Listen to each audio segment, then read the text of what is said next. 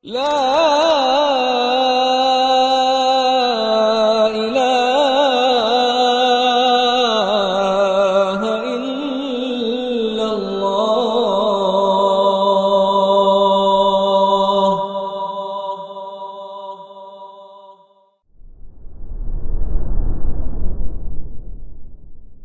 نستعينه ونستغفره ونعوذ بالله من شرور أنفسنا وسيئات أعمالنا.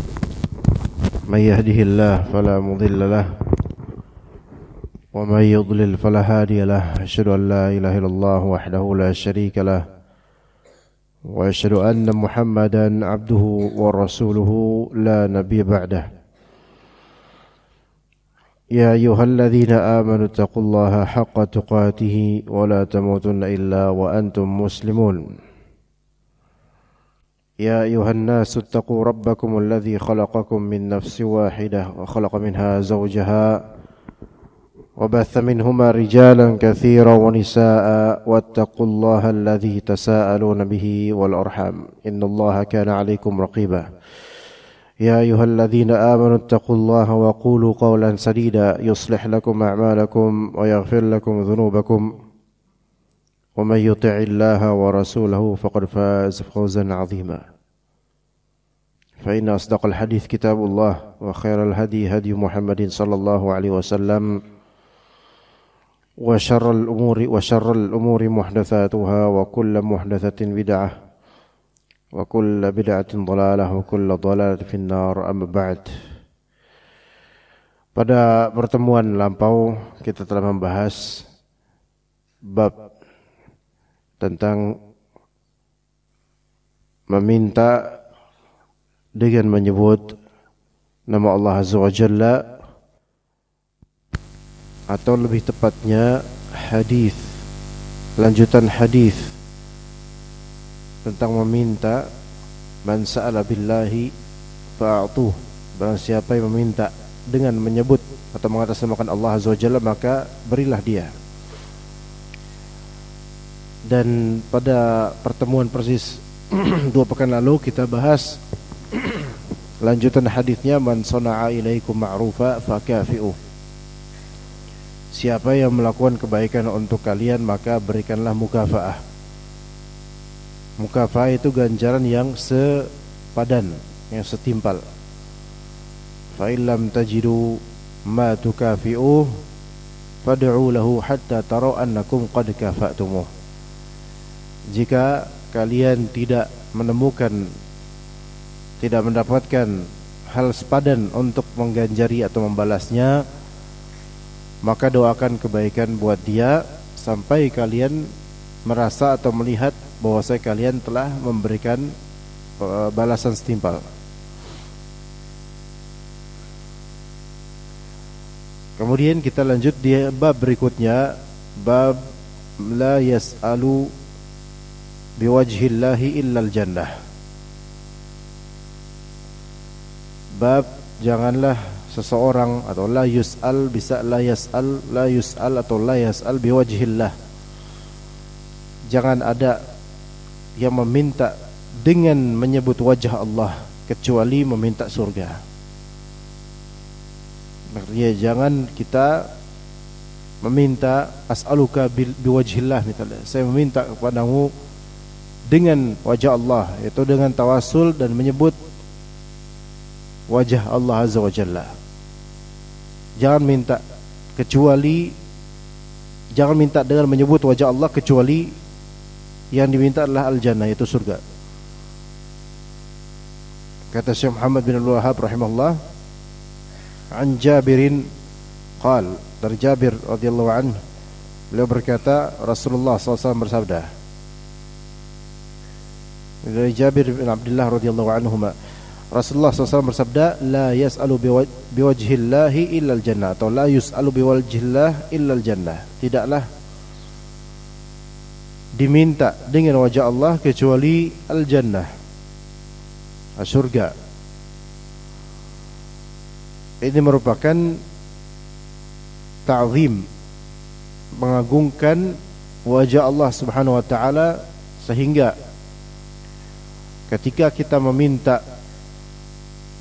dengan adanya menyebut wajah Allah, maka tidak boleh permintaan tersebut kontennya hal selain surga.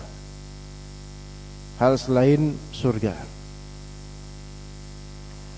Maka kata Syekh Utsaimin rahimahullah, ikhtalafa fil muradi bidzalika ala qaulain. Ada perbedaan pandangan di antara ulama tentang maksud dari hadis ini menjadi dua perkataan. Al-qaulul awal, perkataan pertama. Dua-duanya sahih insyaallah. Yang pertama maksudnya adalah la tas'alu ahadan minal makhluqina biwajhillah.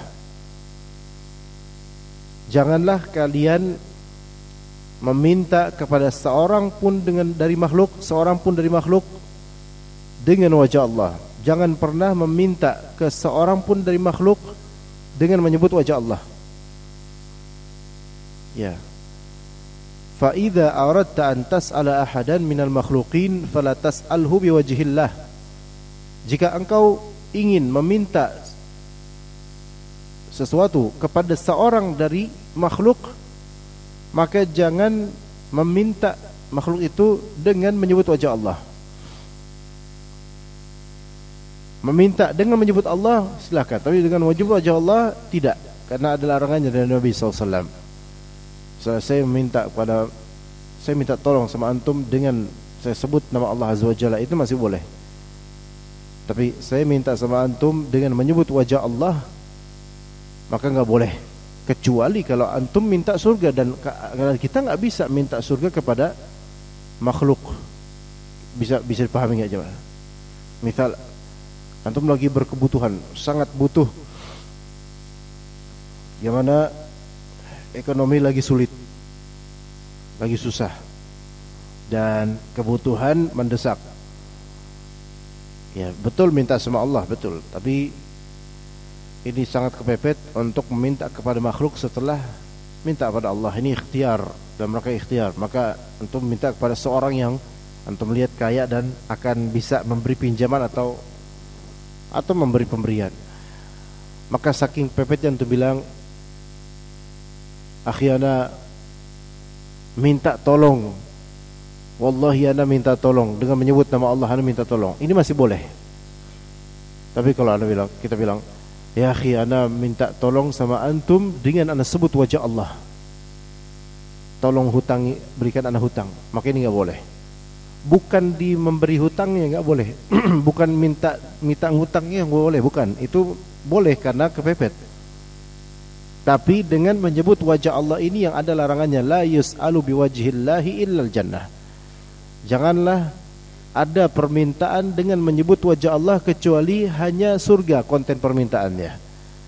Lah kalau minta hutang atau minta barang, maka ini enggak ada apa-apanya dibandingkan surga. Maka jangan menyebut nama wajah Allah.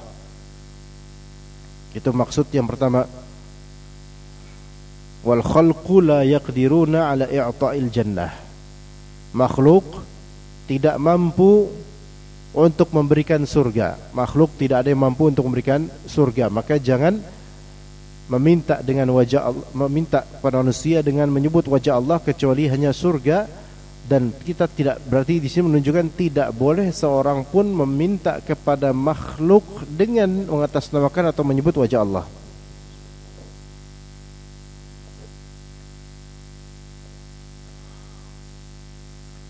Memang karena masalah ini kalau di Indonesia ini tidak populer. Kenapa? Karena kita tidak mengatakan hal-hal seperti ini. Saya minta dong dengan wajah Allah, enggak ada. Bisa dikatakan enggak ada. Hanya mengapa tetap kita bahas bab ini?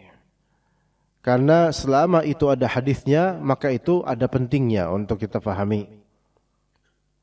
Selama itu ada hadisnya, maka itu ada syariatnya. Berarti kita tetap belajar ilmu syar'i.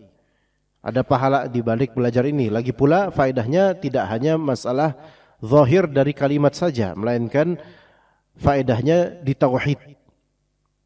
Dan untuk mengingatkan kepada kita bahwasanya manusia itu tidak mungkin memberikan surga kepada manusia lainnya. Manusia tidak memberi pahala pada manusia lainnya.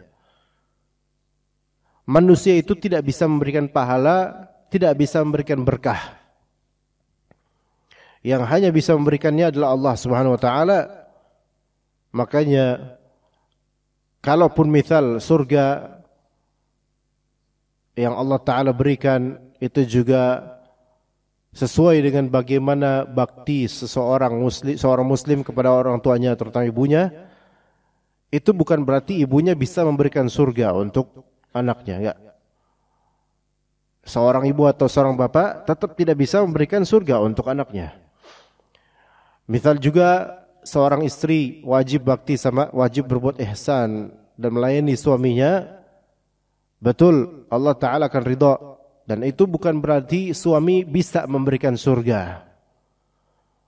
Siapapun dari makhluk tidak bisa memberikan surga kepada makhluk lainnya. Berangkat dari itu, maka kita tidak mencari pahala dengan meminta pahala dari makhluk. Karena akhirat itu dialah Maliki Yaumiddin, Allah Ta'ala yang pemilik hari akhir, yang memberi dan mencegah. Al-Mani', Al-Mu'ti, Al-Mani'. Kemudian makhluk tidak bisa memberikan berkah. Makhluk tidak bisa memberikan berkah. Tapi yang memberi berkah adalah Allah Ta'ala dengan sebab yang Allah syariatkan, bukan dengan sebab yang manusia inginkan saja. Jadi berkah itu dari Allah. Keberkahan itu dari Allah, bukan dari zat makhluk. Bukan dari zat makhluk. Dan ini adalah salah satu poin yang menjadi pembeda antara Ahlus Sunnah dengan sebagian Ahlul Bid'ah. Terutama kalangan Ahlul Bid'ah yang banyak terjerumus dalam kesyirikan dan ghulu. Kesyirikan dan sikap berlebihan dan pengkultusan kepada orang-orang saleh. Banyak dari mereka menganggap orang saleh itu bisa memberi berkah. Ya. Sehingga mereka mengkultuskannya, mencium tangannya dengan menganggap itu akan menularkan keberkahan. Terus meminta restu dan berkah. Kalau minta ridha itu mungkin. Meminta ridha itu restu itu mungkin. Tolong doa dan restunya itu mungkin kita minta didoakan, kita minta diridhai. Tapi kalau minta berkah enggak bisa. Enggak bisa. Itu yang masih hidup, apalagi minta berkah sama yang mayit. Ya, itu lebih enggak bisa lagi. Karena berkah itu pada asal maknanya adalah as-sabat atau as-thubut wa ziyadah. Keberkahan itu menetap dan nambah. Itu keberkahan. Sesuatu yang berkah pada asalnya itu menetap dan bertambah. Itu berkah. Ya, menetap dan bertambah. Yang membuat itu tertetapkan dan yang membuat itu tertambah itu hanya Allah. Itu hanya Allah. Dan Allah Ta'ala mencanangkan sebab-sebab keberkahan dengan amalan syar'i yang saleh, yang benar, yang ikhlas, maka itu Allah Ta'ala akan berikan keberkahan. Kalau kita bakti sama orang tua kita, betul, insyaAllah akan diberkati. Tapi siapa yang memberikan berkah? Allah Subhanahu Wa Ta'ala. Yang merestui Allah Ta'ala dan juga orang tua kita. Ya. Minta doa mungkin, minta berkah nggak bisa. Minta berkah nggak bisa, nggak boleh. Makanya ada fikih di sini, fikih tabarruk, fikih ngalap berkah. Mencari berkah itu pertama harus bersih dari kesyirikan, dan yang kedua harus sesuai dengan syariat. Adapun hal yang diada-adakan atau berbau kesyirikan, maka nggak ada berkah-berkahnya. Enggak ada tuh berkah-berkahnya seperti itu. Jadi yang memberikan berkah Allah Subhanahu wa taala. Nah, kita makanya minta itu pun ada fikihnya. Ya, sampai minta sesuatu kepada manusia kalau atas nama wajah Allah itu enggak boleh. Karena itu tidak mungkin disebabkan meminta dengan menyebut wajah Allah itu hanya untuk surga saja, maksudnya meminta surga saja. Taib, kemudian yang kedua, perkataan kedua, pendapat kedua kata Syekh Utsaimin, annaka idza sa'altallaha fa in sa'altal jannata wa ma yastalzimu dukhulaha fala haraja an tas'ala biwajhillah.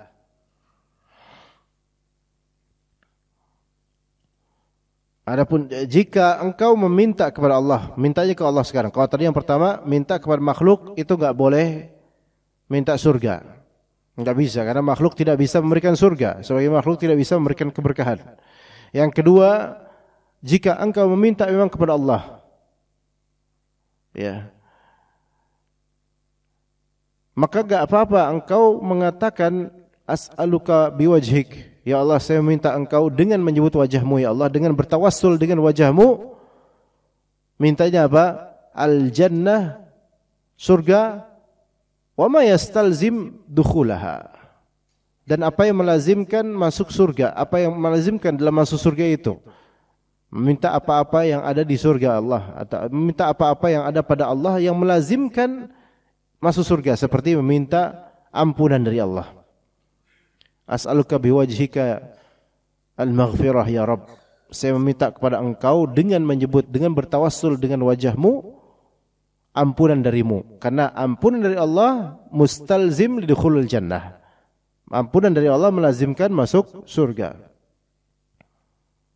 Ya.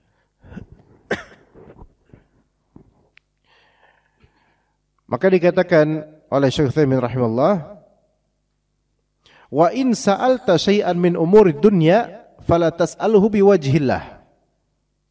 Adapun jika engkau meminta sesuatu dari perkara duniawi, fala tas'alhu biwajhillah, maka jangan meminta dengan menyebut wajah Allah.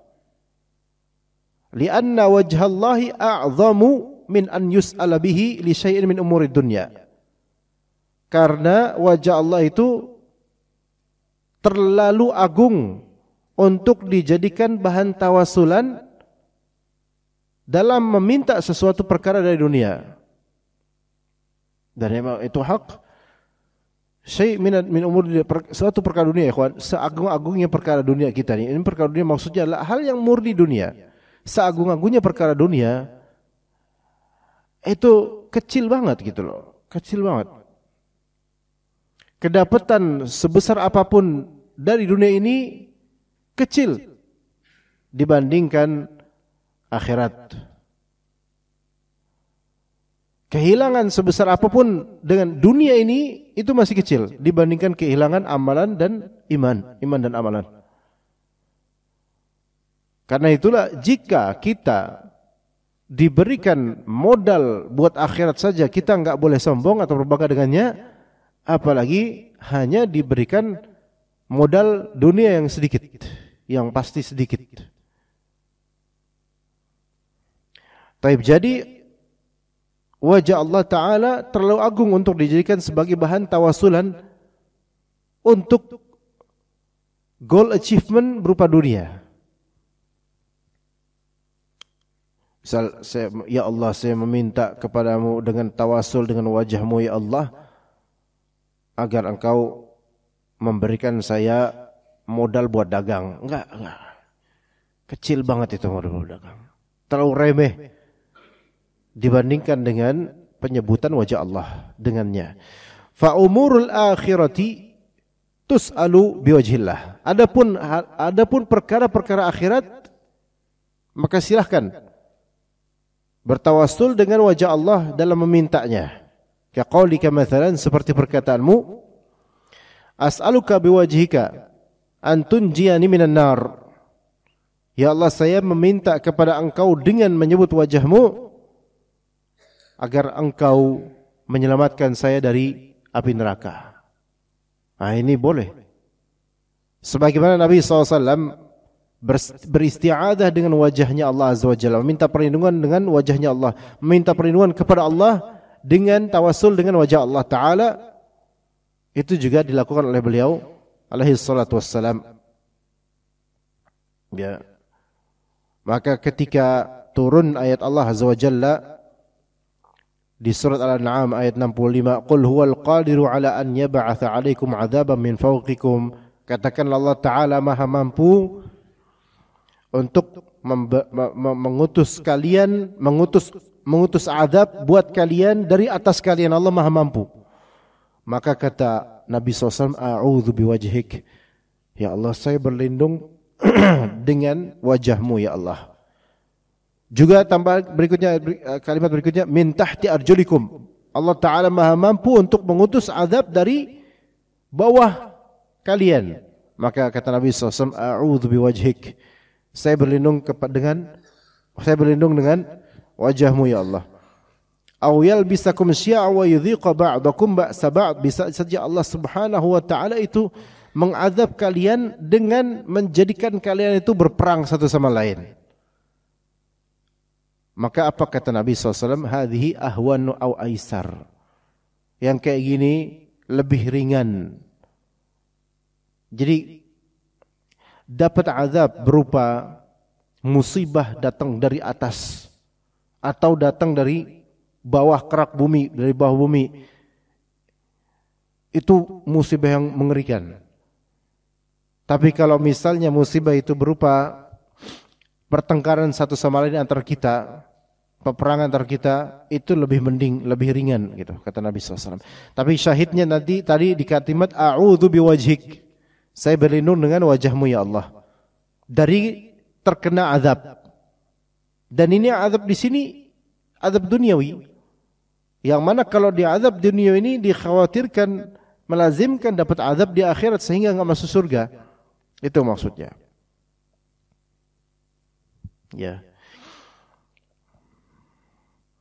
Dan ini dua-duanya sahih, dua lafal atau dua makna ini sahih. Yang pertama yaitu larangan meminta kepada makhluk dengan menyebut wajah Allah. Karena menyebut wajah Allah dalam meminta itu hanya ditujukan, karena meminta dengan menyebut wajah Allah itu hanya tujuannya surga atau hal-hal yang melazimkan masuk surga. Sedangkan meminta kepada makhluk tidak mungkin dengan tujuan surga, yaitu ketika meminta, ya akhi ana minta surga dong, enggak mungkin.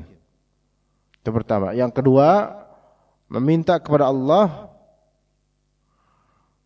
kalau memang meminta pada Allah dan menyebut wajahnya, menyebut tawassulan terhadap wajahnya, maka hanya meminta surga dan hal-hal yang melazimkan surga, dari ampunan, dari kemudahan. Misalnya, ya Allah as'aluka biwajhik, ya Allah saya meminta kepadamu dengan menyebut wajahmu agar engkau memudahkan hisab saya di akhirat nanti. Maka ini boleh, memudahkan hisab saya di akhirat nanti. Bahkan gini, ya Allah saya meminta kepada engkau ya Allah dengan wajahmu agar engkau memudahkan saya untuk beramal soleh. Nah, itu bisa boleh. Karena itu mustalzim lidukhul jannah, melazimkan masuk surga. Ya Allah saya meminta kepada engkau ya Allah dengan wajahmu agar engkau menerima amal-amal soleh saya dan memaafkan kesalahan saya. Ini juga boleh. Tapi kalau ya Allah saya memohon kepada saya memohon kepadamu dengan menyebut wajahmu agar saya diberikan kelancaran rezeki hari ini. Enggak boleh. Minta kelancaran rezeki pada Allah itu boleh. Tapi dengan tawassul dengan wajah Allah itu jangan. Untuk masalah kelancaran rezeki, karena ini intinya adalah dunia. Ya kita minta dunia sama Allah ya boleh, enggak apa-apa. Rabbana atina fid dunya hasanah, boleh. Kan fid dunya hasanah, tentang dunia kita minta kebaikan, boleh. Bahkan dalam salat pun pendapat yang lebih rajih, boleh seseorang meminta dunia yang mubah pada saat salatnya. Ini pendapat yang sahih, lebih sahih.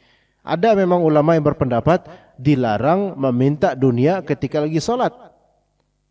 Ada ulama bilang gitu.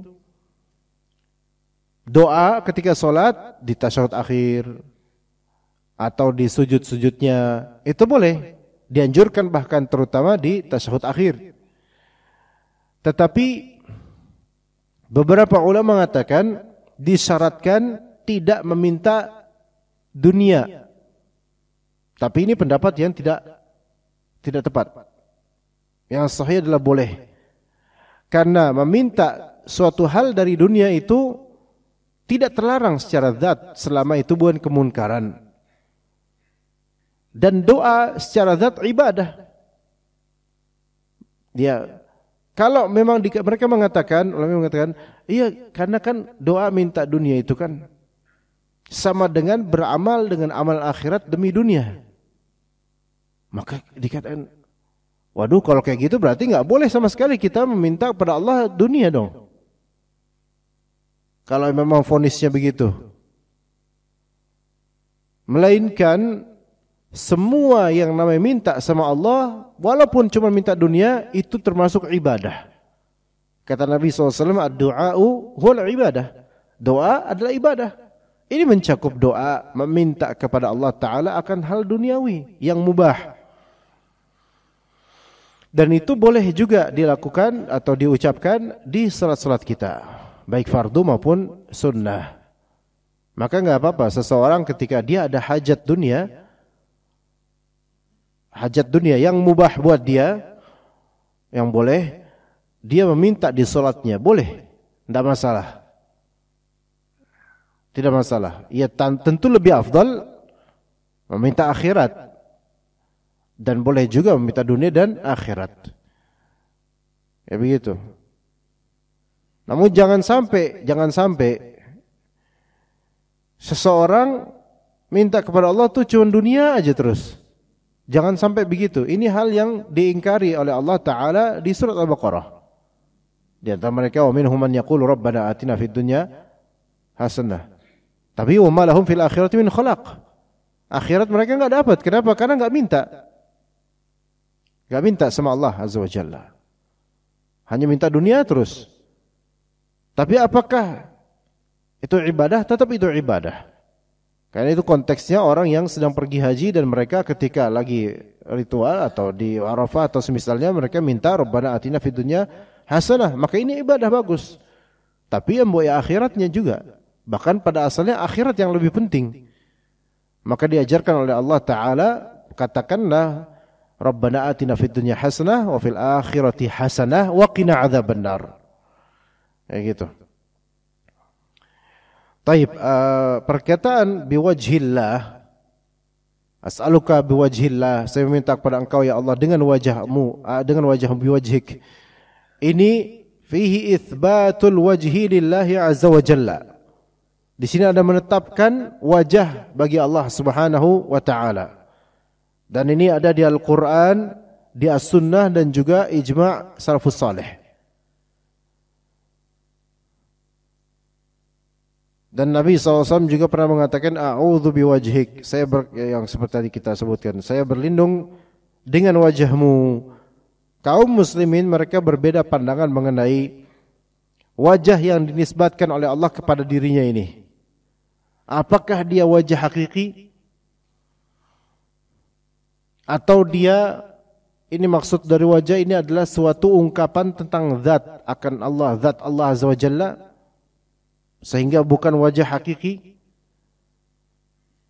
Atau ini hanyalah ungkapan tentang jihah, arah?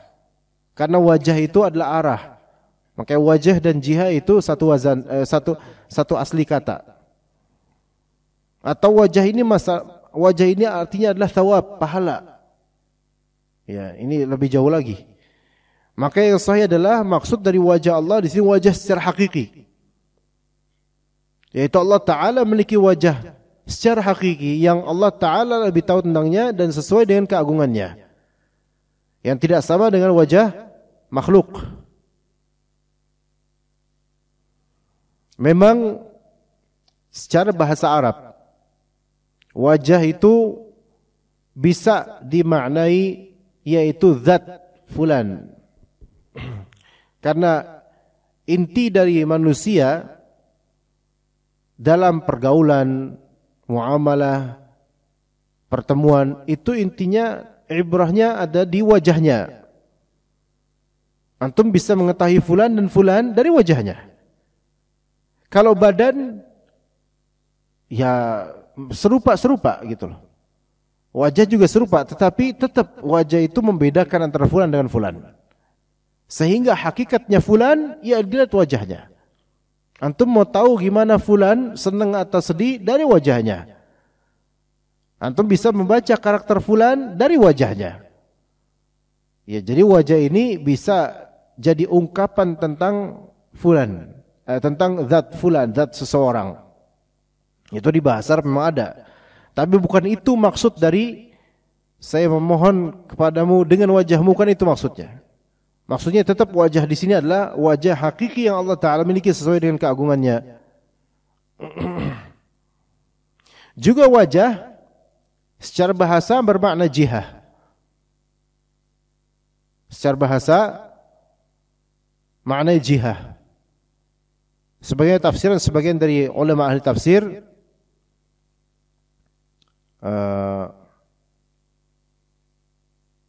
gimana di surat Al-Baqarah, fathamma wajhullah fa aynama tuwallu fathamma wajhullah. Antum lagi safar, ya enggak tahu arah kiblat yang lebih tepat di mana, maka kemanapun antum berarah, maka disitulah wajah Allah, maksudnya disitulah arahnya Allah Azza wa Jalla. Maka wajah bisa dimaknai jihah, yaitu arah. Karena secara bahasa wajah itu memang arah.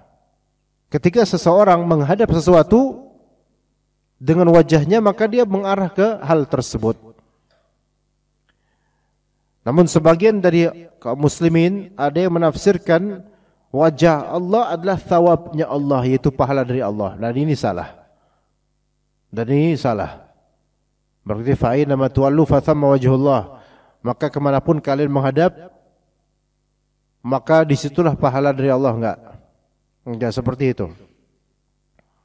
Dan juga ketika Nabi SAW disebutkan di surat Al-An'am, Nabi bilang a'udzu biwajhik, saya berlindung dengan pahalamu. Enggak seperti ini. Maka ini takwil yang tidak benar. Jadi yang sahih meminta pada Allah dengan wajah Allah, yaitu dengan wajah secara hakiki. Wajah secara hakiki. Wa yabqa wajhu rabbika dzul jalali wal ikram di surat Ar-Rahman. Tabarakasmu rabbika dzul jalali wal ikram di surat Ar-Rahman juga. Sama, yabqa wajhu rabbika dzul jalali wal ikram wa tabarakasmu rabbika dzul jalali wal ikram, maka wajhu rabbika itu Allah Azza wa Jalla. Dan wajah di sini wajah. Dan juga di surat yang sama, tabarakasmu rabbika dzil jalali wal ikram, ismu rabbika nama-nama. Taib.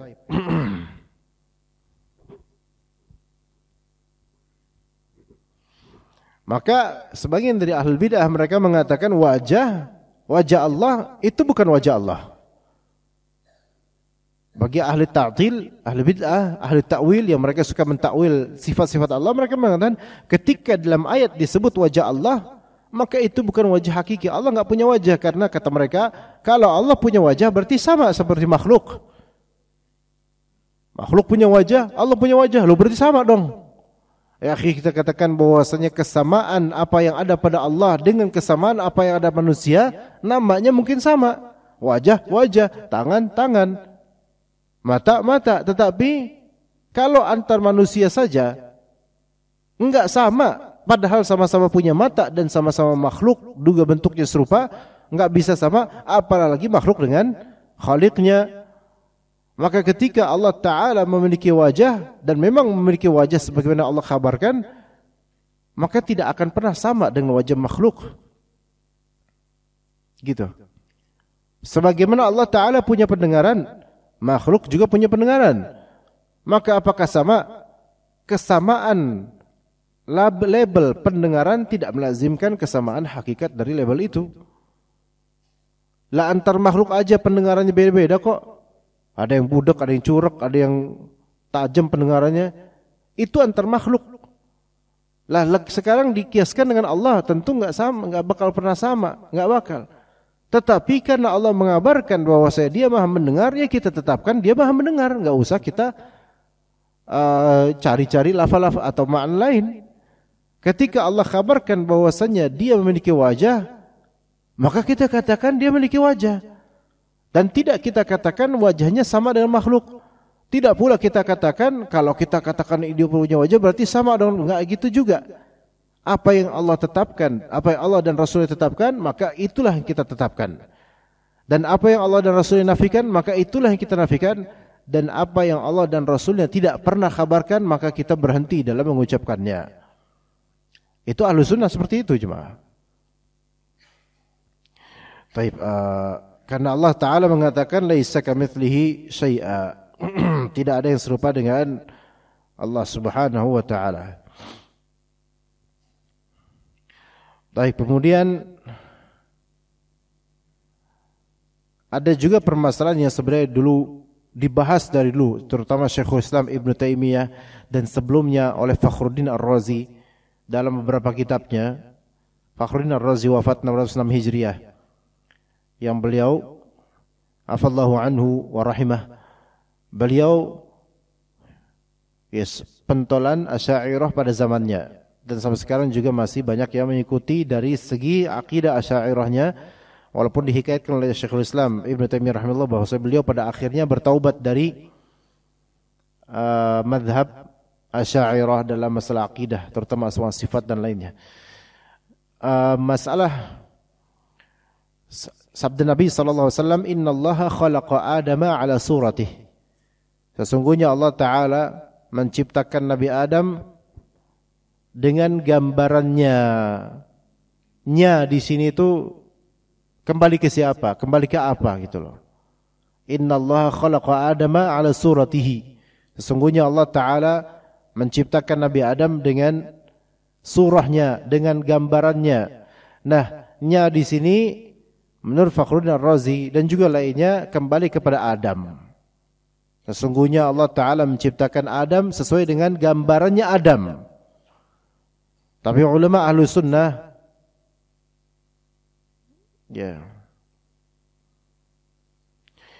di sini ulama Ahlussunnah mengatakan bahwasanya suratihi di sini gambarannya nya di sini kembali kepada Allah Azza wa Jalla. Innallaha khalaqa Adama ala surati al-Khaliq, ala suratillah. Sesungguhnya Allah Ta'ala menciptakan Nabi Adam alaihissalam sesuai dengan gambaran dari Allah Subhanahu wa Ta'ala. Bukan berarti wajahnya Nabi Adam sama dengan wajahnya Allah, bukan berarti begitu. Ya. Tidak melazimkan seperti itu. Karena rupa Nabi Adam alaihissalam itu Allah yang ciptakan. Dan tidak ada satu makhluk pun yang Allah Ta'ala ciptakan yang seperti zat Allah Subhanahu wa Ta'ala. Itu nanti pembahasannya suatu saat lah, kapan-kapan ada dan dibahas begitu panjangnya. Dan kata Syekh Utsaimin, intinya kata Syekh Utsaimin rahimahullah, bahwasanya Allah Ta'ala menciptakan Nabi Adam ala suratin, dalam suatu gambaran yang Allah Ta'ala pilihkan gambaran itu, dan Allah jadikan sebaik-baik surah dari wajah, sebaik-baik gambaran wajah. Ya. Dan ini semua dari Allah Azza wa Jalla. Artinya Allah Ta'ala yang pilihkan dan ciptakan. Ini salah satu makna dari makna innallaha khalaqa Adama ala suratillah. Maksudnya suratin minallah. Sesungguhnya Allah Ta'ala menciptakan Adam, wajahnya itu dengan gambaran wajah dari Allah, yaitu gambaran wajah merupakan ciptaan dari Allah Ta'ala, ciptaan yang Allah Ta'ala ciptakan. Ini salah satu makna. Dan memang Allah pilihkan. Dan kalau kita perhatikan dari segala makhluk yang pernah kita lihat, maka manusia itu betul ahsani taqwim. Ahsan taqwim. Itu sebaik-baik bentuk penciptaan. Terutama sekali ya, di antara wajah. Kalau kita lihat makhluk lain dari binatang, subhanallah, Enggak ada wajahnya yang kita anggap benar sesuai dengan seperti manusia. Simpanse, monyet, ketek, kerak dan seterusnya itu aja mau dimirip-miripin ya tetap aja beda. Mau laganya disama-samain tetap aja pasti ada banyak bedanya bahkan. Dan ini sebenarnya bantahan terhadap siapa namanya itu yang manusia katanya dari Charles Darwin atau siapa ya? Iya, Charles Darwin. Ya. Yang mengatakan origin manusia dari ape, dari monyet. Ya subhanallah. Gimana bisa gitu? Itu hanya karena melihat monyet mirip sama dia. Jadi dia ngerasa, loh kok sama saya? Mungkin gitu kali. Jadi mikir-mikir gitu loh. Monyet aja nggak mau disamain kayak kita loh. Oh iya.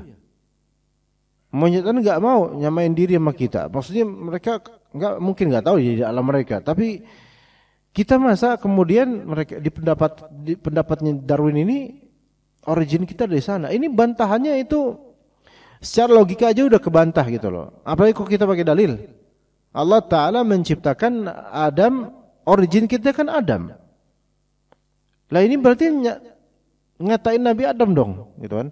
Allah Ta'ala ciptakan Adam alaihissalam dari gambaran dari Allah Azza wa Jalla. Ya, juga di surah At-Tin disebutkan manusia diciptakan ahsani taqwim. Sekarang ada monyet. Ya. Ini saking bodohnya ini ilmuwan satu ini nih. Dan yang mengikutinya. Ya, mungkin mereka enggak puas jadi manusia mungkin. Atau ada jiwa-jiwa keketean dalam diri mereka atau gimana, sehingga kok mau-mau aja dikatakan origin kita itu dari kera atau semisal itu. Maka bantahannya terlalu banyak. Juga manusia purbakala, apakah emang seperti itu manusia purbakala, atau itu sebagian dari manusia saja yang memang tidak mengenal agama? Imma dua kemungkinan, imma itu cuman rekaan ilmuwan yang mereka dengan bodohnya tanpa nas dan dalil mereka menerka seperti itu karena enggak punya agama, ya. Atau ya memang kemungkinan kedua, emang enggak punya dalil, enggak punya nas, mereka hanya punya bukti-bukti dari fosil-fosil dan mereka memprediksikannya seperti itu.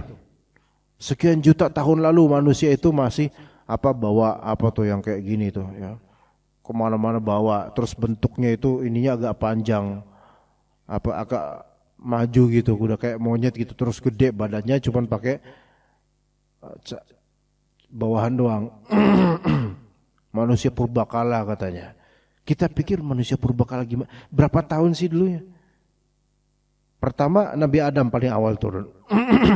Nabi Adam paling awal turun itu pun Nabi loh itu. Kenal wahyu dari Allah. Terus nanti ada Nabi lainnya, ada Nabi Syith. Kemudian nanti ada Nabi Idris. Dan pada waktunya ada Nabi Nuh alaihissalam. Bisa bikin kapal dan mengajak orang-orang untuk jangan berbuat syirik, kembali kepada Allah, bertauhid. Kebayang enggak kalau orang purbakala ngomong terus ngomong bertauhid? Enggak masuk akal, nonsens. Maka kita enggak wajib percaya akan ada manusia purbakala tersebut dengan model seperti itu. Makanannya terus daging ya makannya daging dari dulu, manusia makan daging bisa. Tapi coba bayangkan, Nabi mendakwahi orang-orang purbakala misalnya yang mereka gambarkan, orang barat gambarkan. Ani'budullaha wattaquhu ati'un, kata Nabi Nuh. Kata mereka, coba. Ini kan cuma ada di Walt Disney doang. Atau semisalnya. Sementara manusia itu wajahnya udah berbagus. Nabi Yusuf alaihissalam ganteng banget, subhanallah. Dan itu masih berapa ribu tahun lalu. Mereka bilang manusia purba ini sekian juta tahun sebelum apa gitu. Terserah antum lah. Ya, Anda nggak mau percaya juga kayak gitu. Masa nabi-nabi kita? Kalau misalnya memang itu ada misal maka mungkin itu manusia yang mungkin ada di mana gitu, yang tidak didakwahi oleh Nabi kita, nabi-nabi yang sebelum Nabi Muhammad SAW, atau bagaimana Allah alam. Tapi ini enggak manusia, karena manusia itu dikenal dengan ilmunya sejak awal penciptaan. Wa 'allama Adam al-asma'a kullaha thumma 'aradahum 'ala al-malaikati faqala anbi'uni. Allah Ta'ala mengajarkan pada Adam alaihissalam, ini the first human ever gitu loh. Belum ada manusia yang sebelum itu, bahkan ketika itu belum ada manusia lain, dan itu pun bukan di bumi. Itu di mana? Di area surga atau dekat dengan surga. Itu khilaf di antara ulama. Nah, Allah Ta'ala mengajarkan kepada Adam asma, nama-nama. Berarti wadih, jelas nama-namanya, bukan apaan itu? Itu imma jin gorila, jin genderuwo atau apa gitu. Ini manusia. Allah ajarkan wa'allama, berarti Allah Ta'ala berikan ilmu. Ketika diberikan ilmu, maka tidak ada istilah purbakala dengan kebodohan dan juga kebisuan dan sebagainya, enggak ada. Dan kemudian Allah Ta'ala tinggikan derajatnya di atas malaikat dengan apa? Ilmu. Malaikat bilang, subhanaka la ilma lana illa ma'allamtana. Maha suci engkau ya Allah, kami enggak punya ilmu kecuali apa yang engkau berikan kepada kami. Maka Allah Ta'ala suruh Nabi Adam untuk menyebutkan nama-nama. Ambi'hum bi asma'ihim. Beritahu ke mereka, kepada malaikat, nama-nama itu. Apakah jawabannya gitu juga? Sementara Allah ajar, itu the first human, manusia pertama. Lalu kemudian ketika Allah Ta'ala takdirkan turun, qulna habitu minha jami'a, turun kan gitu. Nabi Adam turun, si istrinya turun. Kemudian dari kalangan jin juga Allah Ta'ala turunkan ke bumi ini. Fa imma ya'tiyannakum minni hudan faman tabi'a hudaya fala khaufun 'alaihim wa lahum yahzanun. Nah, sebelum turun aja Nabi Adam alaihissalam, fatalaqa Adamu min rabbih kalimat fataba alaihi. Nabi Adam taubat, mengucapkan kalimat taubat. Ini berarti udah sempurna akalnya, jelas, mempunyai ilmu, betul-betul ke agama Allah. Begitu. Ya. Oke, itu Nabi Adam. Kalau dibilang itu kan nabi, beda. Ini kan manusia purbakala. Ya udah, keturunan Nabi Adam siapa? Qabil, Habil. Menurut Israiliyat namanya Qabil dan Habil. Di surat Al-Maidah aja Allah Ta'ala sebutkan gimana Qabil dan Habil itu. Perkataan-perkataannya Qabil dan Habil itu, yang mana Habil itu lebih dekat kepada agama Allah Azza wa Jalla dan menasihati dengan agama supaya bertakwa pada Allah. Innama yataqabbalullahu minal muttaqin. Sedekah yang Allah Ta'ala terima itu dari orang bertakwa, itu udah ada di awal-awal manusia. Terus ini orang-orang ilmuwan bilang ini manusia purbakala ngomongnya kayak gitu, dan aduh subhanallah. Ya. Terus nabi-nabi berikutnya, dan kalau kita lihat sejarah humanity, kemanusiawian yang ada di bumi ini, kalau kita lihat bagaimana Al-Quran menceritakan bagaimana masa lalu manusia ini dari awal penciptaan di alam awal tadi sampai ke bumi, kemudian bagaimana kronologi dari nabi dengan ke nabi berikutnya. Coba kita lihat, itu enggak ada setitik pun yang menunjukkan manusia purbakala dengan model seperti yang digambarkan oleh orang-orang barat atau sebagian orang barat. Enggak ada, makanya Anda enggak percaya. Benar enggak percaya, Anda enggak mau. Origin kita itu kayak gitu. Nabi Adam aja dari awal aja udah mulia kok. Gambarnya innallaha khalaqa Adam ala suratih. Allah Ta'ala menciptakan wajah Nabi Adam alaihissalam dengan gambaran dari Allah Azza wa Jalla, itu udah mulia banget. Ahsani taqwim. Kemudian malah direka-reka oleh mereka. Ini kan seperti ada pembatalan dalam Al-Quran dan penghinaan terhadap humanity kita, ini kemanusiaan kita. Antum lihat ketika Nabi Nuh alaihissalam mengajak orang-orang bertauhid. Kemudian juga nabi-nabi berikutnya, Nabi Ibrahim alaihissalam. Coba sekarang sejarahnya Nabi Ibrahim misalnya. Nabi Ibrahim lahir di Babil. Itu Babilonia, daerah Irak. Nah, di situ dakwah. Di situ ada Raja Namrud. ketika itu. Nimrod, kalau bahasa Inggrisnya Nimrod tulisannya. Namrud. Raja Namrud itu menyeru orang-orang untuk menyembah dirinya. Jadi di kalangan Babilonia itu sendiri, Nabi Ibrahim yang muda dan belia ini, beliau berdakwah lintas agama jemaah. Dan yang Islam cuma beliau doang ketika itu. Beliau berdakwah melawan orang-orang yang beragama paganisme, yaitu menyembah patung-patung. Ada. Beliau alaihissalam mendakwahi orang-orang masyarakat miskin yang menyembah Namrud karena diperas oleh Namrud, karena Namrud ini muhtakir, yaitu suka nimbun barang, kemudian supaya warganya dapat barang harus sujud dulu sama dia. Itu juga ditentang oleh Nabi Ibrahim. Nabi Ibrahim juga mendakwahi orang-orang penyembah al-kawakib, yaitu benda-benda antariksa. Didakwahi juga oleh Nabi Ibrahim alaihissalam. Lihat, dari mereka semua bisa ngomong dengan baik kok di Babilonia itu. Kemudian Nabi Ibrahim alaihissalam punya pengikut satu orang tok, namanya Sarah, yang jadi istrinya. Bayangin, dari semua warga kampungnya di negerinya itu nggak ada yang beriman kecuali Sarah doang. Ajaib. Ya, kemudian dari Babil menuju ke Mesir, jauh itu. Tempuhannya jauh bersama istrinya. Di Mesir ketemu Raja Mesir dan warganya. Dan itu mereka mempunyai hadarah dan peradaban yang normal sebagai manusia. Syuf, lihat gimana. Apakah Firaun ketika itu ngomongnya kayak gitu juga? Terus Nabi Ibrahim dan Sarah ngomongnya normal bahasa Ibrani mereka. Kemudian karena nggak bisa di Mesir karena rajanya itu pengen ngerebut Sarah gitu. Akhirnya barulah ke Filistin. Jadi mengalami apa? Nabi Ibrahim peradaban Irak, peradaban Mesir, peradaban Syam, Filistin. Enggak ada tuh teriwayatkan di situ manusia purbakala, ya.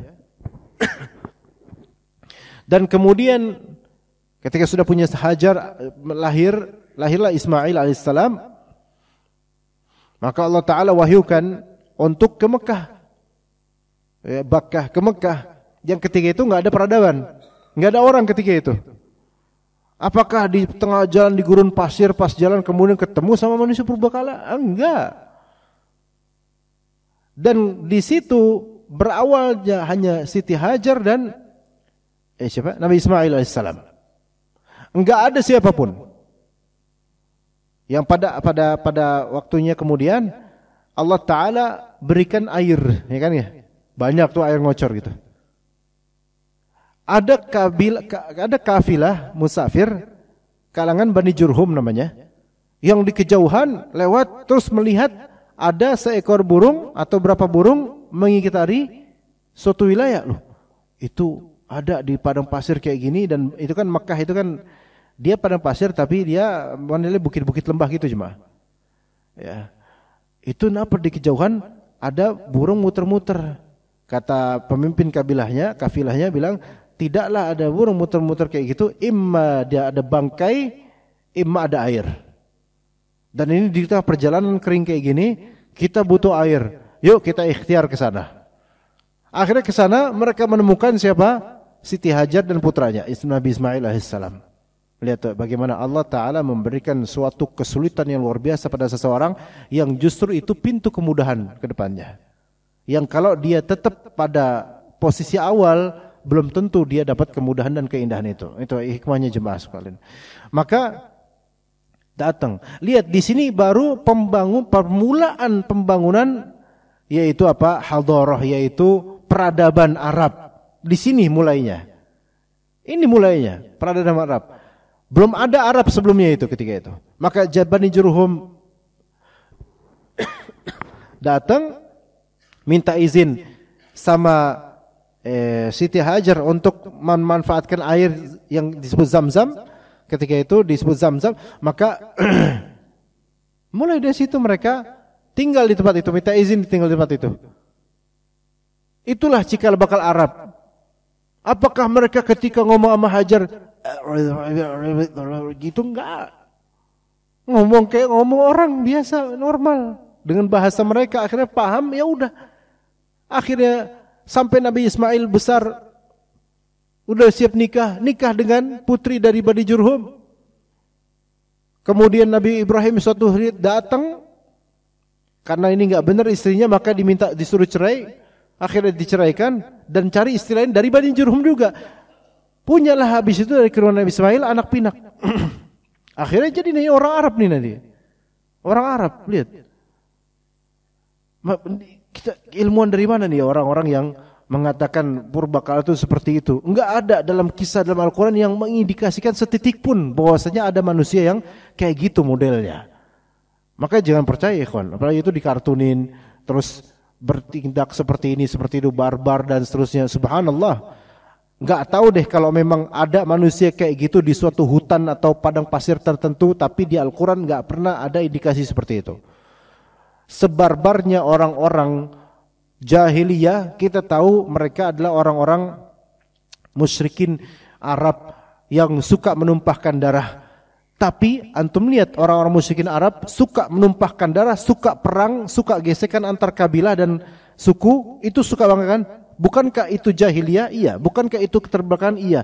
Tapi lihat di masa-masa dulu Arab, justru kekuatan mereka ada di apa? Lisan, bahasa mereka. Maka Ibnu Manzur nulis kitab namanya Lisanul Arab, saking agungnya dan besarnya bahasa Arab. Lafal-lafalnya luar biasa. Enggak ada bahasa yang setara dengan bahasa Arab sampai sekarang. Bahasa terbaik itu. Makanya Allah pilihkan Al-Quran sebagai akhir dari kalamnya. Maksudnya kalam di sini maksudnya wahyunya kepada Nabi itu dengan bahasa Arab pilihan. Dan itu ketika dulu barbarnya orang-orang musyrikin Arab itu, mereka pun ketika sebarbar itu peperangan dan juga perselisihan, mereka sangat terkenal akan kebaikan dan kebagusan bahasanya. Syair-syair Arab itu enggak ada yang bisa ngalahin, enggak ada yang bisa nyamain. Di zaman itu maupun sampai sekarang. Sampai kalau antum belajar kesusastraan Arab, balaghah, belajar bahasa Arab dari segi sastranya, antum akan dapatkan nilai tertinggi bahasa dari segi syair itu bahasa syair dari al-asr al-jahili. Yaitu masa-masa jahiliyah sebelum kedatangan Islam, itu lafal-lafalnya luar biasa. Namun ketika datang Islam, Al-Quran mengalahkan semua ini. Ajib. Ajaib, Masya Allah. Ya. Maka enggak usah dipercaya itu seperti itu.